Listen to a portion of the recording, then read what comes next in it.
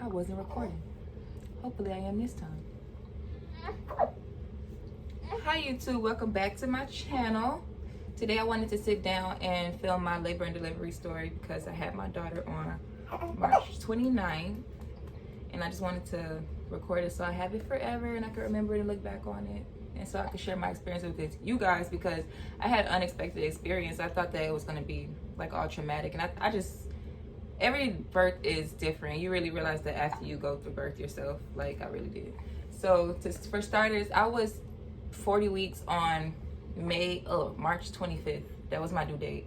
And in the weeks leading up to my due date, I had not dilated at all. Like, I think at my 39-week appointment, she said I was about 1 centimeter maybe, but that wasn't really like set in stone. I was like, I wasn't effaced at all. Like, I was completely like, yeah, I wasn't really dilated, or I wasn't ready. So when my due date got here, I still was the same. Like, I hadn't dilated anymore. And I asked my doctor if he could like think about inducing me, and he told me on Sunday, if I still had not had the baby, that I could be induced. Now this is TMI, but I think this is important to mention because I had no idea about this at all, like at all. When he checked my cervix to see how dilated I was, he said that he could feel TMI. X off this if you gruesome. But he said he could feel like that I was constipated. He said like because the cervix and the anus like run next to each other, he said he could feel that I needed to take a poop. And that's why I wasn't dilating, honestly.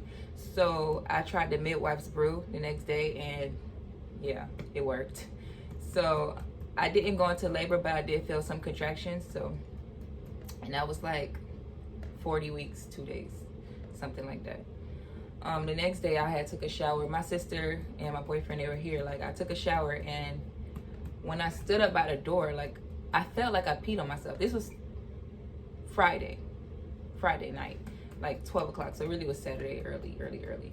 I felt like I peed on myself when I stood by the door, but I didn't know if it was like pee, because you know at the end of your pregnancy you like can barely hold your pee. So I didn't know if it was pee or if it was like my actual water breaking. So I was like, I told my sister. She saw the pee coming down my leg, but whatever it was, she saw it coming down my leg, and I was like, was that my water? Like, we was laughing about it because I was after 40 weeks, so it really could have been my water, but I didn't think it was. The next morning, the same thing happened again, and like we went to breakfast, we came back. When we got back to the house, like my boyfriend called his mom and told him, and she was like, okay, you need to go and see, you need to go to the doctor and see if that's your water, because you can't just have your water broken. And I've heard that too, like if your water breaks, that you can't have it for more than 24 hours. So because it did that again, we decided to just go to the hospital, see if everything was okay. I was supposed to get induced on Sunday, which was the next day anyway. This was Saturday at this point, so I'm like, it's Saturday afternoon. If anything, they'll probably induce me early. So I went to the hospital, and because of Corona and everything, only one person could come with me. My sister came with me to check and see if it was my actual water. But if it was my water and I was gonna have to stay, she had to leave. So they checked me. She had to sit outside. She couldn't even come back with me. She had to sit like in the waiting room to see if it was my actual water, because whoever came to the hospital with you is who had to stay there the whole time. Because of coronavirus, you couldn't have no extra visitors. So she couldn't even come back with me while they were checking to see if that was my water.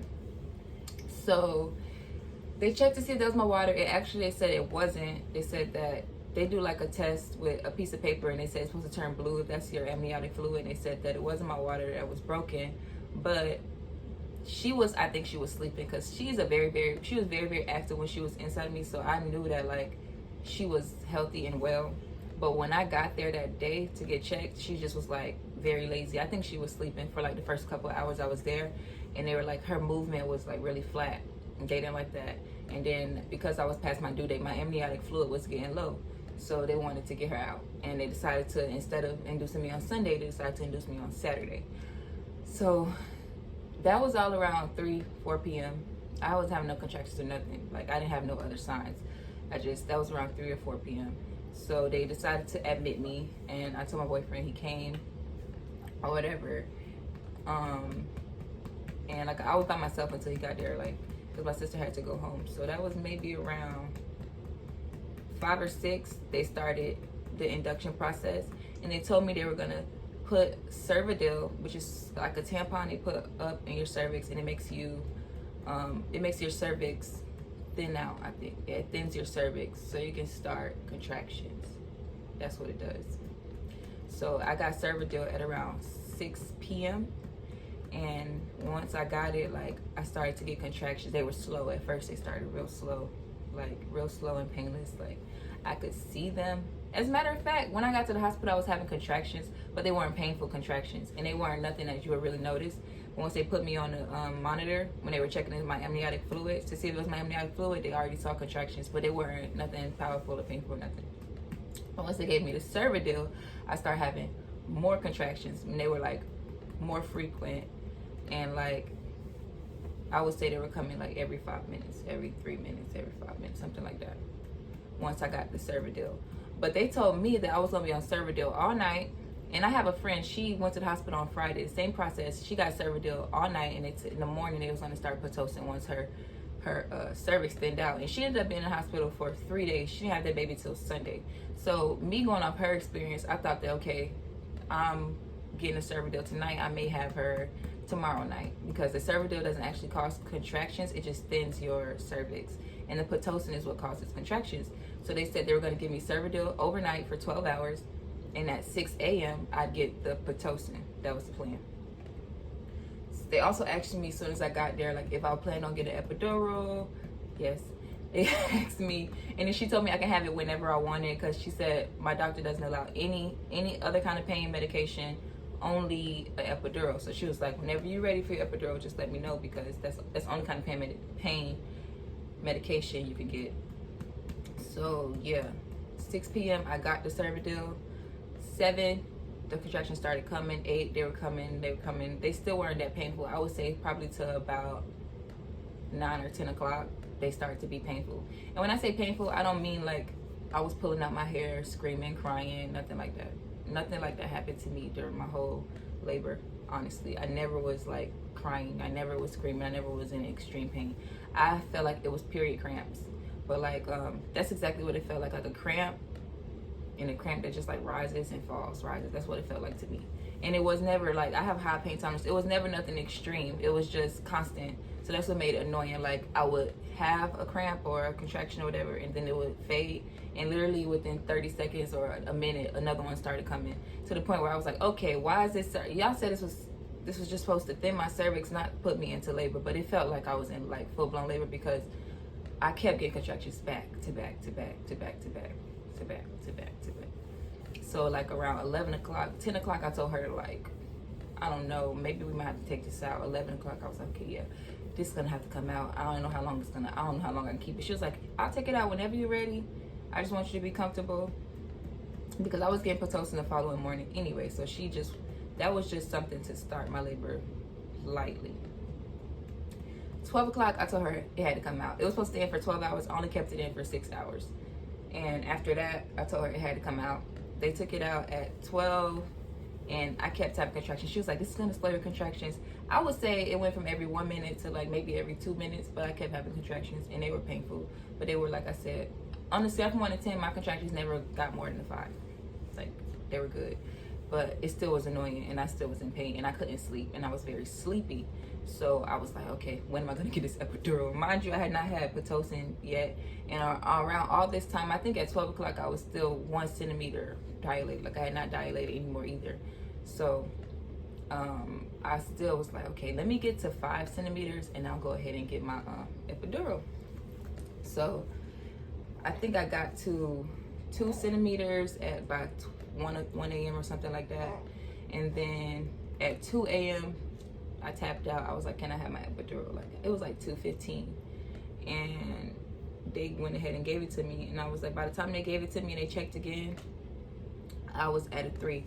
First of all, my epidural did not hurt at all. I don't know why they say it hurts. They literally just shot me with a numbing cream. After the numbing cream, they gave me the needle. I didn't look at the needle. I don't know why people do that. I didn't look at it. I focused on the nurse in front of me, and I didn't feel nothing. Like, after I got the epidural, I couldn't literally feel nothing. But a lot of people say, like, it feels like you can't feel your legs, like everything is numb. I didn't have that experience. I could feel my legs. I could move my legs. I could stand up probably if I wanted to. I just didn't have any more pain.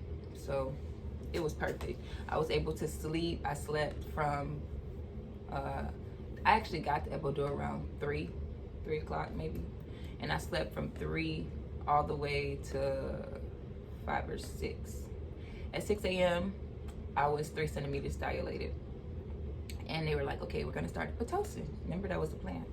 So they started the Pitocin. I'm still thinking, okay, they started the Pitocin now. I'm going to be contracting all day. I might have her tonight. Boom. That's what I'm thinking. They started Pitocin at 3. They started the Pitocin when I was 3 centimeters at 6 a.m. By 7 something, when they checked me again, I was 5 centimeters dilated that fast. My boyfriend was like, okay, can I go home and take a shower? I'm like, yeah, it took me all this time to get to 5. You definitely can go home and take a shower, because by the time you get back, like, I probably still might be at 7 or 8, but go now, 7 or 8 by the time you get back. We live around the corner from the hospital, so he ran to the house to take a shower, and like the next time, I said, okay, if I'm at 5, let me take a nap. By the time I wake up, I'll be at like 8 or 9, unless I have some strength to push. That's what I'm thinking in my head. So I took a nap. I was maybe asleep for like 30 minutes, if that. Yeah, it was like 7 something. From like 7:10 to 7:45, I went to sleep, something like that. And before I went to sleep, I was 5 centimeters. All of a sudden, I started feeling my contractions again. But it wasn't like, they weren't like super painful, like, oh my God, I'm in so much pain. It just was like, I could feel so much pressure right there by my vagina. Like I could feel that something was going on. So I just happened to reach down, and when I looked at my hands, it was like my water broke. Like I felt something, so I reached down. I woke up out of my sleep because I could feel my contractions. So that was like, okay, what's going on? Then my water broke.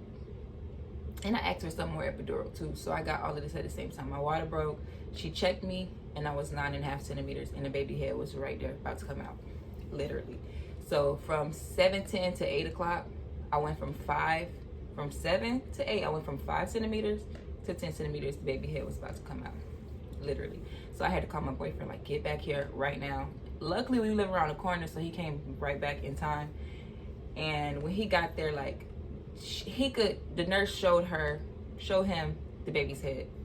Like, it was coming out. My doctor was in a pool. He was like, I thought you said she was gonna be a while. She was 3-4 centimeters. And she was like, she was about an hour and a half ago. Like, literally, I went from 5 to 10 like that. I was like, I felt all this pressure, like I had to push, but it wasn't pain. Like, I really can't say it was pain. A lot of people say that you feel like you have to poop. I didn't feel like I didn't have no feeling really in the back of me. Everything was like, all the pressure was, everything was forward, like in my vagina. I felt like my vagina muscles were about to burst. Like, I just wanted to push her out. Like, that's what I felt. I didn't feel, everybody said you're gonna feel like you have to take a poop. I didn't feel that way.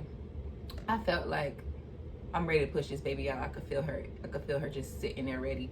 And she kept telling me, don't push, don't push, don't push. Don't push yet. So I didn't. I tried to hold her as best as possible. And then my doctor got there maybe like 10-15 minutes later. He was speeding, because they did say he was 30 minutes away, but he was speeding. They said he was in a pool at his house chilling. So I guess he got there, he sped there, and literally as soon as he got there, they already had everything set up. Like, they had already got it all set up because I was that close to delivering her. But as soon as he got there, we did 3 rounds of pushes. So they tell you to hold your breath and push like you gotta poop. I held my breath, whatever. They not hold your breath, but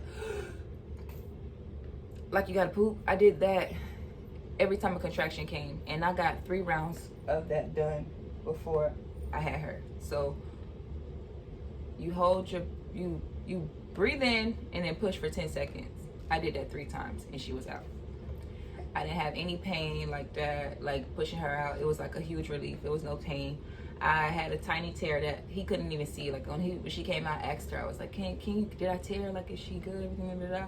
He was like, I can't see, I have to check. And then he kept looking. I guess he found a little tear. I got 1 stitch. She was 6 pounds, 14 ounces. She was born at 9:51 a.m. Yeah, she came out completely healthy. I didn't cry. I thought I was gonna cry, but I was more in shock that everything happened so fast. I was processing it when she came out. I didn't have room to be emotional until later on, like when I was spending time with her. But at the time she came out, I wasn't emotional. I was just really shocked and surprised because she came out so fast. It was so fast. And then there was no pain. And then after that, I heard that it hurt to get your placenta out. I didn't feel the placenta. I didn't feel the stitches. The epidural took care of all of that. Like I had a pain-free labor. Honestly, I feel like it was pain-free, as close to pain-free as you can get. And yeah, they cleaned her up, and then we did skin to skin for about a whole hour. They told me that nobody could hold her but me for a whole hour. They set her on my chest, and then after that, we tried breastfeeding, and she latched on right away. Like, and we've been good with breastfeeding ever since, because she was like, she latched on so easily. So yeah, that was basically my experience. I had a wonderful birth. I would 10 times out of 10 recommend getting an epidural. I don't care what they say. It does not hurt. My back does hurt a little bit since I got it, but it's worth it. I didn't feel nothing during labor. Yeah, it was amazing. I would do it 100 times again. I thought I only wanted one kid, but after that labor, everybody, nurses were like, if you did that good your first time, you're gonna sneeze and have your next baby. And that just made me like, I don't know. The experience I had with her made me want more. And then her in general. Just, it's so amazing being a mom. Like, it's the best gift I think you could ever have. And like, everything that people say about being a mom, all the cliches, it's disgustingly true. Like, once you have a baby, you're gonna be like, oh my God, they were right. I would do it all over again to see your face. I never knew love before I met you. It's all true. And when you realize you're gonna feel like a dork, I felt like a dork. Like, wow. But I've overall been having a great experience. Like, I love being a mom, and I just wanted to share my story. So she's sleeping, so y'all can't really meet her, but this is my daughter. Yeah, she's really not having it. She is not having it. You want to say hi? Yeah, she's not having it, but yeah, I'll give you guys more updates on her. I'm gonna make a video with her 1 month update, but this is my experience.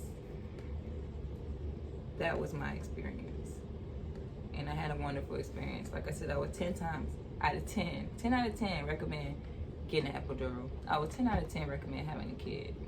10 out of 10 recommend breastfeeding. Everything literally is going amazing. So yeah, thanks for watching. If you have any questions, you can leave them down below. I think it's fun to compare experiences, because I had experienced nothing like what I thought it was going to be. So if you had a similar experience, or if you had something to add, just leave it down below, and I'll be back to show y'all my postpartum. Oh, she broke my belt. To show y'all my postpartum journey. I'll be back to show y'all my postpartum journey and more about her development, because she just had her 1 month doctor's appointment yesterday. So I'll be able to tell y'all more about her in the next video. But thanks for watching, and